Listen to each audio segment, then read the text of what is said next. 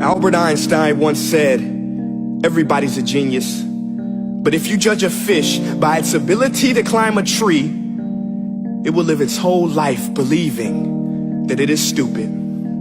Ladies and gentlemen of the jury, today on trial we have modern day schooling. Glad you could come. Not only does he make fish climb trees, but also makes them climb down and do a 10-mile run. Tell me, school, are you proud of the things you've done?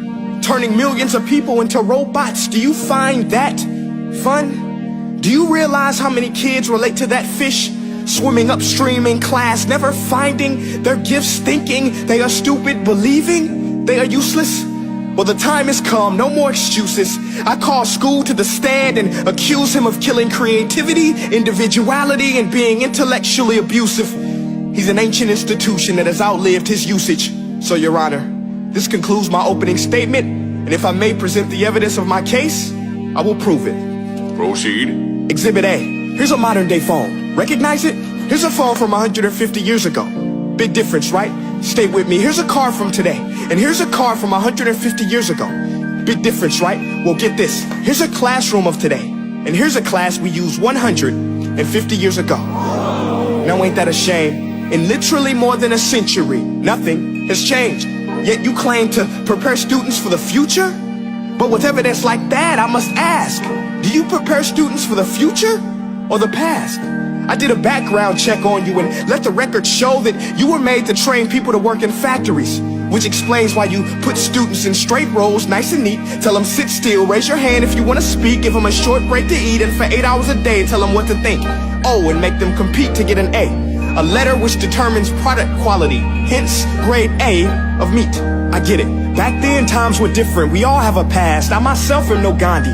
But today, we don't need to make robot zombies. The world has progressed. And now we need people who think creatively, innovatively, critically, independently, with the ability to connect. See, every scientist will tell you that no two brains are the same. And every parent with 2 or more children will confirm that claim. So please explain why you treat students like cookie cutter frames or snapback hats, giving them this one-size-fits-all crap. Watch your language. Sorry, Your Honor, but if a doctor prescribed the exact same medicine to all of his patients, the results will be tragic. So many people will get sick, yet when it comes to school, this is exactly what happens. This educational malpractice, where one teacher stands in front of 20 kids, each one having different strengths, different needs, different gifts, different dreams, and you teach the same thing the same way? That's horrific. Ladies and gentlemen, the defendant should not be acquitted. This may be one of the worst criminal offenses ever to be committed. And let's mention the way you treat your employees. Objection. Overruled. I want to hear this. It's a shame. I mean, teachers have the most important job on the planet, yet they're underpaid? No wonder so many students are short-changed. Let's be honest. Teachers should earn just as much as doctors, because a doctor can do heart surgery and save the life of a kid. But a great teacher can reach the heart of that kid and allow him to truly live. See, teachers are heroes that often get blamed, but they're not the problem. They work in a system without many options or rights. Curriculums are created by policymakers, most of which have never taught a day in their life. Just obsessed with standardized tests. They think bubbling in a multiple choice question will determine success. That's outlandish.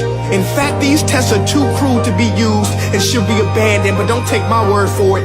Take Frederick J. Kelly, the man who invented standardized testing, who said, and I quote, "These tests are too cruel to be used and should be abandoned." Ladies and gentlemen of the jury, if we continue down this road, the results will be lethal.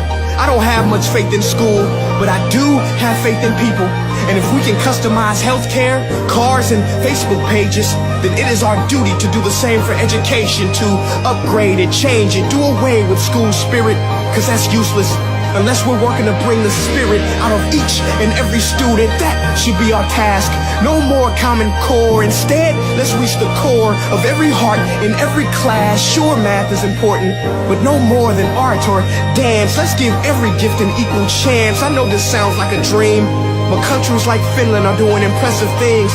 They have shorter school days, teachers make a decent wage, homework is non-existent, and they focus on collaboration instead of competition. But here's the kicker, boys and girls.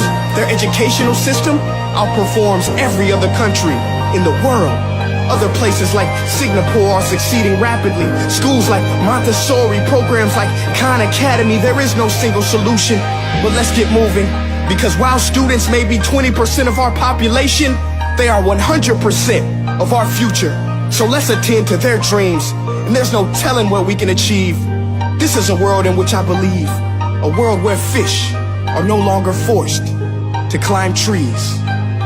I'll rest my case.